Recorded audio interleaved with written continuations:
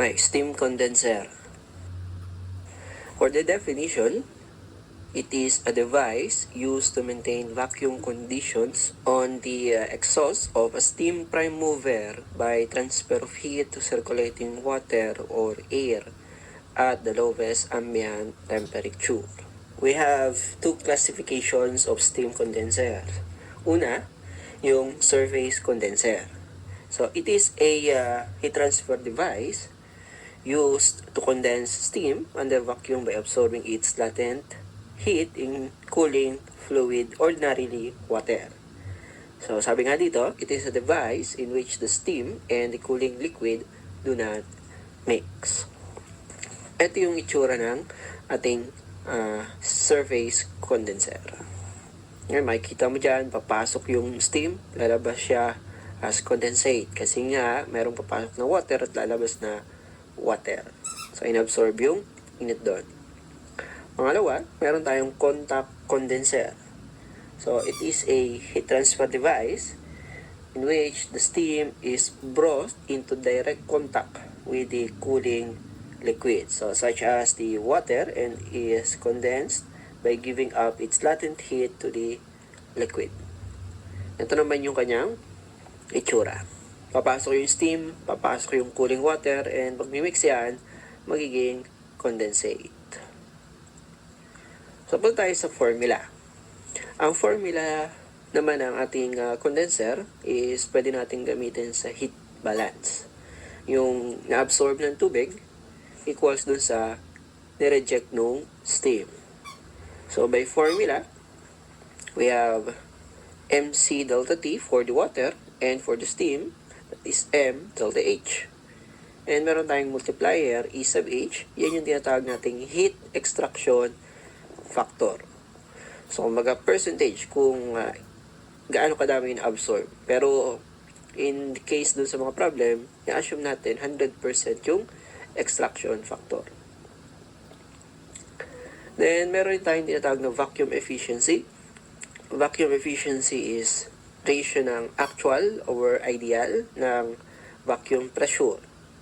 Wherein, ang vacuum pressure in ideal is the atmospheric minus the saturated pressure.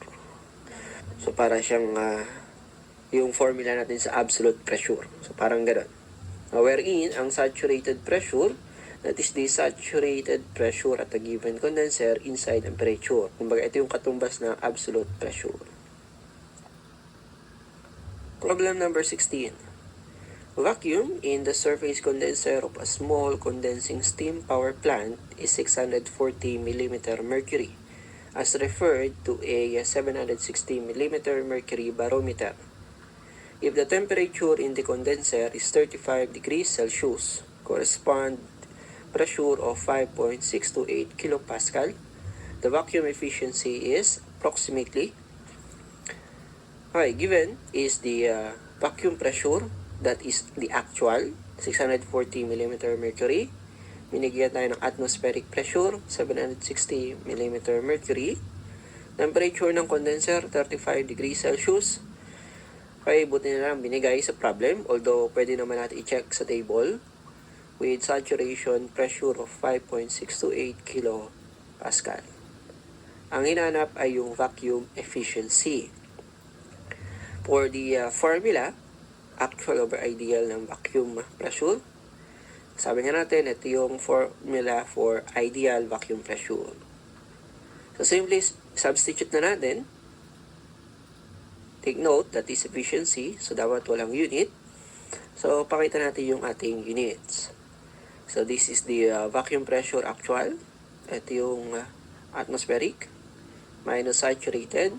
Gawin natin millimeter mercury lahat. So, we have the conversion 760 mm mercury and 101.325 kilopascal. Magkakancel yung kilopascal, magkakancel lahat ng millimeter mercury. So, lalabas ang vacuum efficiency 0.8916. Multiply ng 100%, that would be 89.16%. Next, punta tayo sa feed water pump. So, for the definition, that is simply the device used to pump boiler feed water. Ito yung ating diagram, no? So may pasok na water, so mayroon niyang kasamang enthalpy, ilalabas na water, enthalpy din. And yung subscript natin 1 and 2 ay depende naman yung starting point natin. Since ang reference natin is the pump, let's just consider that to be 0.1, 0.2. Ay, di malagay yung points, basta yung makita mo sa diagram. So, first formula is the ideal pump work. Ang ideal natin is meron niyang mass ng feed water, change in enthalpy. So, mas malaki yung exit na. Or, we can also solve that through volume multiply sa pressure. So, yung formula na yan is approximate formula. Then, meron rin tayong actual pump work. Since ang pump natin is consumer, ang gagawin lang natin to solve for the actual pump, we have the ideal, divide lang natin ang efficiency ng pump. Yun yung actual pump work. And for the pump power, obviously, para maging power ang work, kailangan lang ng flow or meron kang time. Kaya ang formula, we have the mass flow rate ng feed water multiply lang sa change in enthalpy. Problem number 17. A boiler feed pump receives water at 200 degrees Celsius, enthalpy of 850 kJ per kilogram, from a surface condenser at the rate of 100 liters per second. It operates against a total head of 800 meters. Determine the enthalpy leaving the pump.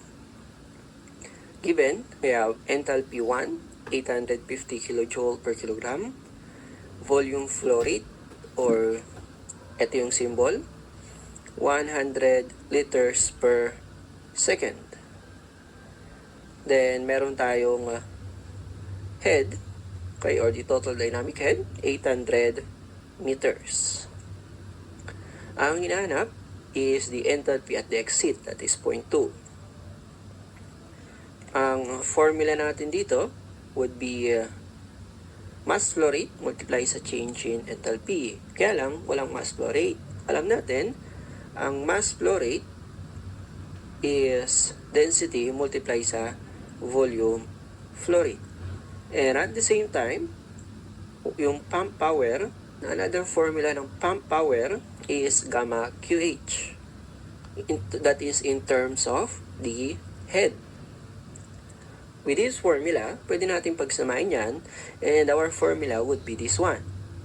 Kung titingnan natin sa given, ang ating volume flow rate and yung volume flow rate ng kabila, although magkaiba yung symbol, parehas naman ang tinutukoy, cancel na lang natin yon. No? Then, yung specific weight, alam natin that is density gravity. So, cancel yan, may iwan yung gravity.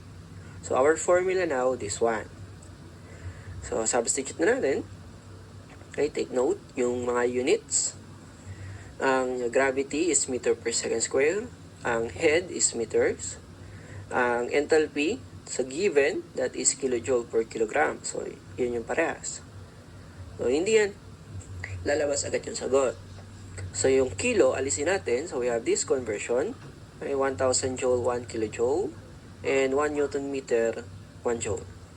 Kaya magka-cancel dyan yung kilojoule. Cancel dyan yung joule. Alam natin ang newton is definition of kilogram meter per second square. Cancel yun. So, may iwan kang meter. Cancel sila both side.